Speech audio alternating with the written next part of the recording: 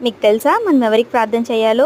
యేసుక్రీస్తు ఏం చెప్తున్నాడంటే మనం పరలోకమందున్న తండ్రికి ప్రార్థన చేయాలని గానీ, ఆయనకి ప్రార్థన చేయాలని యేసయ్య చెప్పట్లేదు. సో, మనం ఇంకెప్పుడైనా ప్రేయర్ చేసేటప్పుడు పరలోకమందున్న తండ్రి అంటే యెహోవాకు మాత్రమే ప్రేయర్ చేయాలి. అప్పుడే ఆయన మన దేవుడు మన ప్రార్థనలు వింటాడు.